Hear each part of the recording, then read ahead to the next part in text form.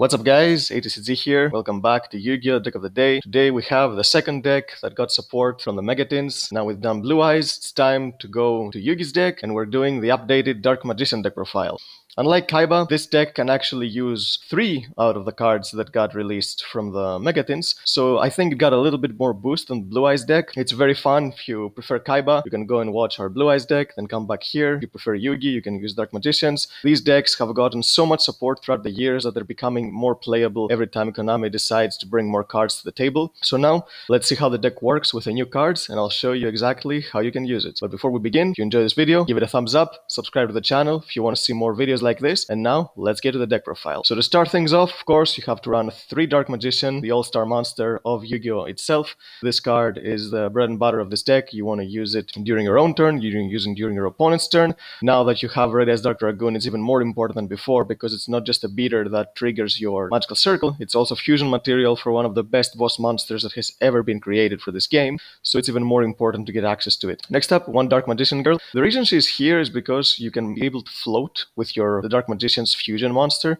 If you want, you can run bond between teacher and student. Ever since Magician Souls was released and you were able to summon Dark Magician turn 1 consistently, it wasn't that bad of a card as before, but I still think it forces you to play a couple breaks that yes can be very impactful in the right scenario, like Dark Magic Burning, where you can destroy your opponent's field, yes, but you don't really have the consistency to back it up, because if you don't open Magician Souls, then you have maybe 1 or 2 bonds that are dead, maybe their Dark Magic Burning is dead. So I think if you want to play Dark Magician Girl, you have a good enough reason to put her in the deck just because you can float with your Dark Magician's fusion monster. Now let's go to the consistency monsters. 3 Magician Souls, of course, the best monster in the deck by far. You discard your Dark Magician or your Dark Magician Girl from your deck to the grave, then you can special summon your Dark Magician, or you can special summon this card from your hand. You can send redundant copies of cards that you don't really need in your hand. Maybe you have multiple copies of a card that's once per turn, like a Circle, or maybe like a Soul Servant. So you just discard, draw more cards. Really good. And the fact that this deck can actually bring out 2 monsters on the first turn with Magician Soul is actually very important for Verte Anaconda, so you can use your Red Eyes Fusion to get to your Red Eyes Dark Dragoon turn 1. 3 Magician's Rod, of course, the only normal summon of the deck. You search any of your spells and traps at least Dark Magician. You can actually search Dark Magician because, of course, there's the Illusion Magic spell card that searches your Dark Magician, so you can get access to it if you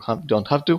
And now this deck can use Red Eyes Dark Dragoon, so you have to play this next card, which is unfortunately 1 more brick in the deck, but you have to play 1 Red Eyes Black Dragon because of Red Eyes Fusion. I know you play a lot of normal monsters, but that's totally fine, because even if you draw the Red Eyes Black Dragon, this deck actually has a way to summon Red Eyes Dark Dragoon without relying on Anaconda or Red Eyes Fusion, so having a dragon in your hand is not that bad, as you will see a little bit later. 2 Phantasme. Again, you need dragons in the deck because you can summon Dragoon more than once, and this is the best generic dragon you can run in any deck.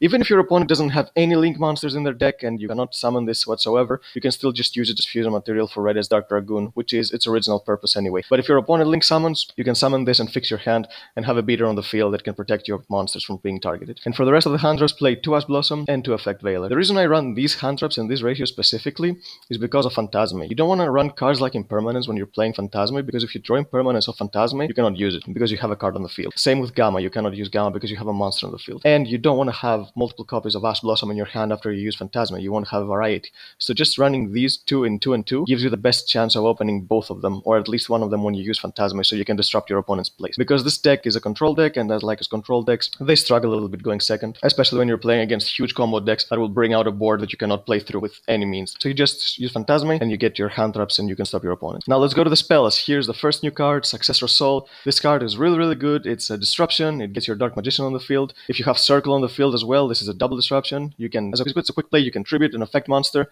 You target an effect monster your opponent controls, send it to the graveyard, and then you can special summon level 7 or higher normal monster from your hand or deck. So when you summon your Dark Magician with this, if you have Circle on the field, then Circle will trigger, you can banish another card, so you can get 2 pops out of it, which is really good. And in a scenario that you have no Dark Magicians left in your deck in your hand, because unlike Blue Eyes, this deck doesn't have a consistent way to get back the Dark Magicians from the grave into your hand. You can summon to the field very consistently, but you cannot get them back to your hand.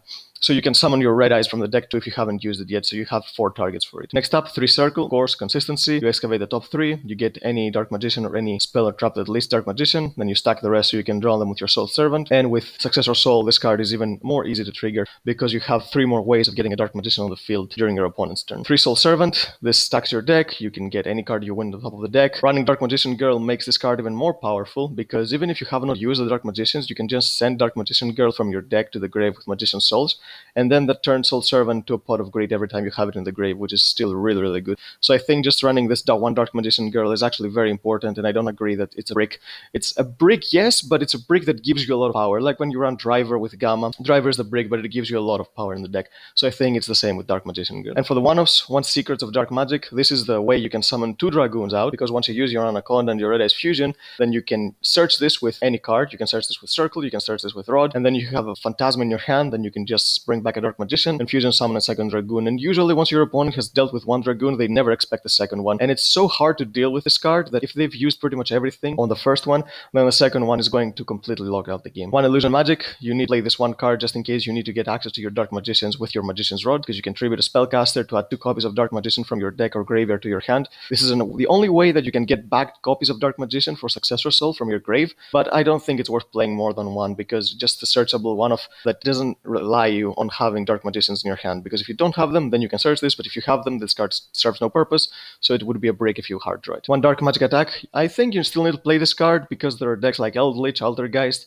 Just having this 1 copy doesn't hurt, because you can search this whenever you want with your Eternal Soul. You can just Harpy's Feather Duster your opponent's field, and of course 1 Red Eyes Fusion because of Anaconda, and you can just use Red Eyes Dark Dragoon in its original deck. Now let's go to the traps. Here's another new card, Destined Rivals. This is really, really good. It's support both for Blue Eyes and Dark Magician, just like Successor Soul. This card, once you have Blue Eyes or Dark Magician on the field, you can negate the effects of all monsters your opponent currently controls.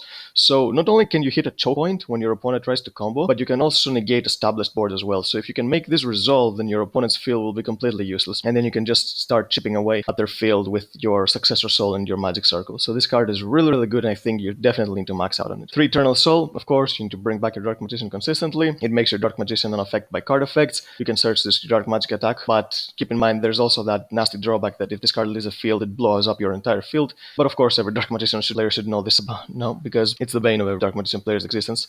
I don't think it's worth trying to play the Fusion monster protect this in order to make sure that your opponent doesn't get rid of it, because you don't make huge boards in this deck. Maybe the best board you have is like 1 or 2 Dark Magicians with Red Eyes Dragoon. So if your opponent breaks it, you can just bring them all back, because like I said, it's very easy to bring out 2 Dragoons in this deck. 1 Magician Navigation, I think this card is becoming more of a brick, because you don't want to rely on having a Dark Magician in your hand. You usually want them in the grave. So I think this one is a bit tricky. I still need to play 1, because I think it's really good when you have in the graveyard. The graveyard effect is really good. Maybe sometimes you just need to send this from your hand to the grave with Magician Souls, so you can have an extra layer of disruption from your graveyard, but it's not the field effect you worry about a lot, so I don't think you need to play more than 1. It would be very, very bricky. And 3 Solemn Judgment, because it's the only Solemn you can use at the end stage of the game, and I think it's a really, really good card, especially if you want to negate something like a Lightning Storm or Twin Twisters, because this deck heavily relies on its back row. Now let's go to the extra deck. Here's the bane of this game's existence from now on.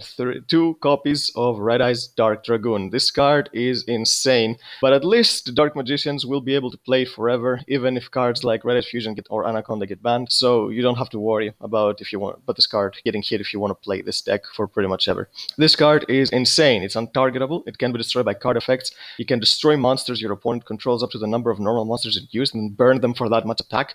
And as a quick effect, it can discard any card to negate any activation, and then this card gains a permanent 1000 attack points boost. This card is ridiculous. This makes Dark Magician a playable deck, if it ever was a playable deck, because you didn't have a reliable way. You needed a lot of cards. You needed cards like Circle. You needed cards like Eternal Soul to disrupt your opponent. But this card just outright wins you duels. If your opponent doesn't have an out to this in the main deck, then they're pretty much screwed, because if they don't have cards like Droplet or Dark Ruler no more, they cannot deal with this very easily. So it's a really, really good card. And like I said, even if your opponent finds a way to deal with the first one, if you just slam on field the second one, it's pretty much GG. So this card is the new win condition of the day. Play 1 copy of the Dark Magicians, because sometimes you can search your Secrets of Dark Magic, but you won't have any dragons, because unfortunately Phantasma is not searchable in this deck, so you need to have this in your extra deck just in case you cannot get to your Dragoon. But this is also a really good card, because it's infinite advantage. Every time something activates, then you can draw a card, and if it was a spell or trap, you can set it and you can use it on the same turn if it was a quick play or a trap card.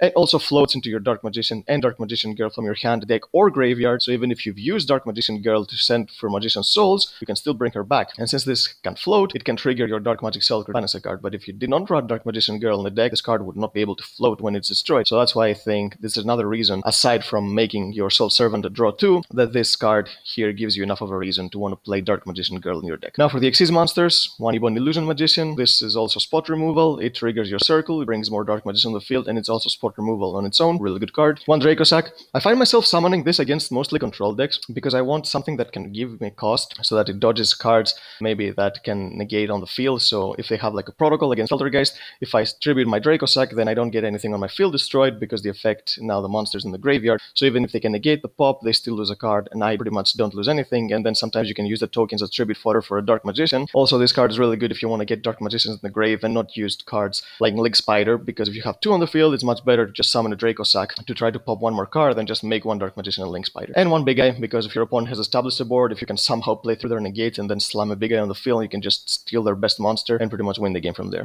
And the Link monsters, 1 Link Spider, because again, you need some ways to Dark Magician in the grave. It's on the field if you want to bring it back with your Eternal Soul to banish another card with Circle. 1 Anaconda. Souls makes this card very, very consistent because, like I said previously, without Souls, the deck didn't have any consistent way of getting 2 monsters on the field. Maybe you could get Apprentice Illusion Magician, but Apprentice Illusion Magician is not that good of a card, especially now that you have access to turn 1 on your Dark Magician with your Souls. I don't think you need to run your Apprentice Illusion Magician. It's a good hand trap, yes, but I think it's a bit risky to play because it costs you card from your hands in order to get access to your Dark Magician, so I don't think it's that good. But Anaconda with your Red Eyes Fusion can just easily pretty much destroy your opponent's field because you can just fuse your Circle with your Dark Magician and your Red Eyes. You can just pop 2 monsters with this. It's very, very good. And if you've hard drawn your Red Eyes Fusion and use it early, you can use Verte Anaconda later to copy your Secrets of Dark Magic, so that's pretty good too. Next up, the Nightmares. 1 Cerberus, pop monsters, 1 Phoenix, pop Bakro, 1 Unicorn to link climb and spin back a card, 1 Ingirsu. I think any deck that can summon this monster should play this card in their extra deck now, mainly because of Dark Dragoon. If you've bait its effect, but your deck does not have a way to deal with a non-targeting monster, Ningirsu is your best friend because it's a non-targeting removal. I think his card is really, really gonna rise in popularity in all extra decks that can summon it right now just because Dragoon exists from now on. And for the Link's Force, 1 Appaloosa, 1 Borrelsword for OTKs, and 1 Warlord, which is also a card I think is going to see more play now because it's another way to get rid of Dragoon, and it doesn't only get rid of Dragoon, but it also gives you Dragoon's disruption during the next turn because you steal the monster for 1 turn, which is really good. And if you can steal just Dragoon, they have more monsters on the field, then you can use Dragoon's popping effect to just clear the rest of their board, which is really, really good. So Ningirsu and Borlord, if you have this, I think you should start playing these in your extra deck from now on. So yep, that's the deck, guys. It's very, very fun. It's getting more powerful every time Konami decides that it's time for more OG support. Very, very good deck. If you enjoyed Dark Magicians, I think you should play this. It's really, really powerful. You can win very, very easily right now. Unlike the past, this deck had to struggle, but now it has easy ways to win games. So if you like the deck, give it a try. I'm sure that you will not be disappointed. So again, guys, if you enjoyed this video, give it a like. It helps us a lot with the YouTube algorithm. Subscribe to our channel if you want to see more videos like this. We have the Red Eyes deck profile coming up very soon, and we'll see you next time.